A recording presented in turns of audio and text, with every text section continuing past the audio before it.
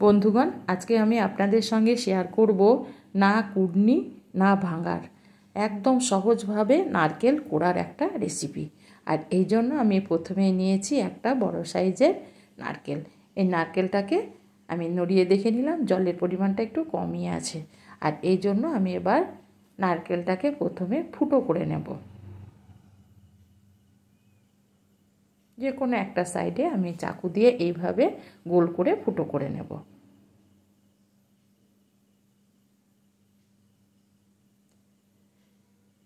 এবার আমি একটা গ্লাসের মধ্যে নারকেলটাকে উবুড় করে দেব, দিয়ে জলটাকে পুরোপুরিভাবে আমি বের করে নেব। পুরো জলটা আমার যেহেতু বেশি জল ছিল না, জলটাকে আমি বের করে নিলাম। এবার আমি গ্যাসের মধ্যে একটা স্ট্যান্ড বসিয়ে দিলাম, স্ট্যান্ডের উপরে আমি নারকেলটাকে বসিয়ে দিলাম। এবার আমি গ্যাসটাকে ধরিয়ে দেব, আর গ্যাসটাকে আমি বাড়িয়েই রেখে দেব।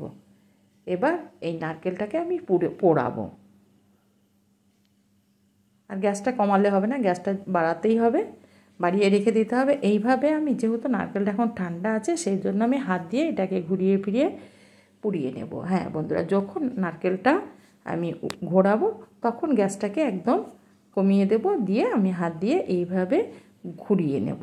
ঘুরিয়ে ঘুরিয়ে যখন নারকেলটা গরম হয়ে যাবে তখন আমি একটা ন্যাকড়ার সাহায্যে এটাকে উল্টিয়ে এদিক ওদিক করে ঘুরিয়ে নিয়ে পুরো নারকেলটাকে ভালো করে পুড়িয়ে নেব, গ্যাসটাকে বাড়িয়ে। আর এইভাবে নারকেলটাকে যখন আমি গ্যাসটাকে কমিয়ে বাড়িয়ে পোড়াবো তখনই নারকেলটা অটোমেটিক ফেটে যাবে, অর্থাৎ খোলাটা হয়ে যাবে, খোলা আর শাঁসটা আলাদা হয়ে যাবে। দেখুন বন্ধুরা, উপরের অংশগুলো ফাটতে শুরু করেছে।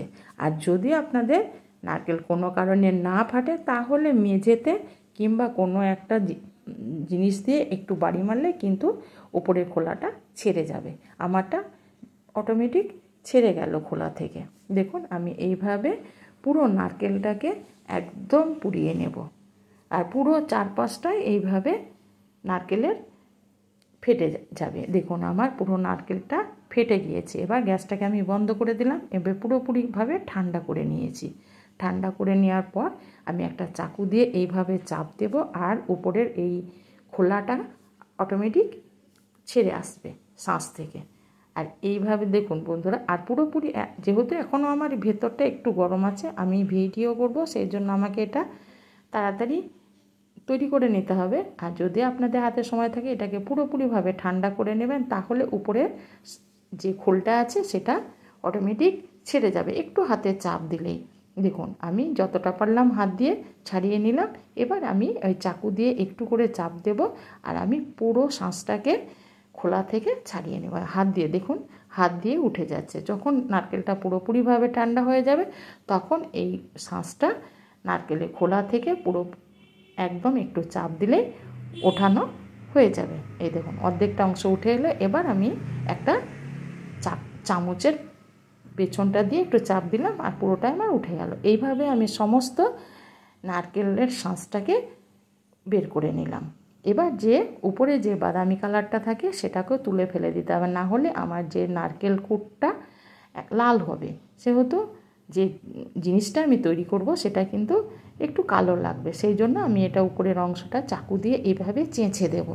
আর যদি হাতে সময় থাকে তাহলে চাকু দিয়ে করব, আমার হাতে সময় কম আছে সেহেতু আমি এগুলোকে একটা বটি দিয়ে ছিলে নেব।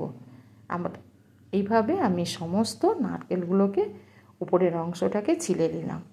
এবার আমি চাকু দিয়ে নারকেলগুলোকে ছোট ছোট করে টুকরো করে নেব। এত সহজ, কোনো পরিশ্রম লাগে না, আর এত অল্প টাইমের মধ্যে নারকেল কুড়া হয়ে যায়।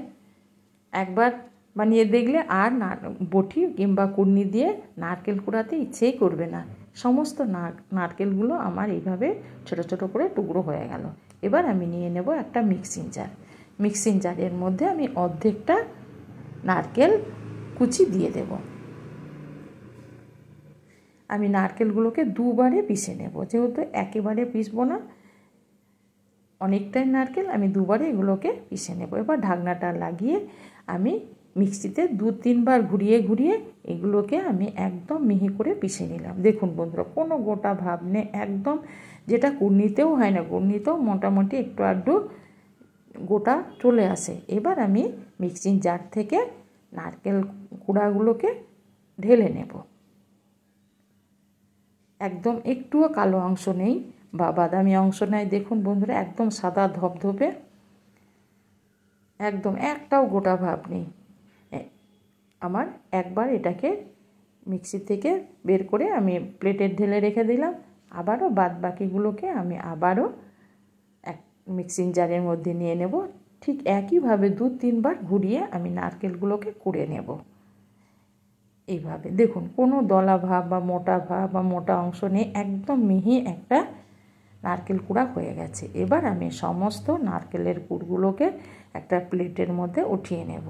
হ্যাঁ বন্ধুরা, যদি আমার ভিডিওটা ভালো লেগে থাকে তবে অবশ্যই একটা লাইক করবেন আর সাবস্ক্রাইব করে আমার চ্যানেলটির পাশে থাকবেন। পুরো ভিডিওটা দেখার জন্য আপনাদের অসংখ্য ধন্যবাদ।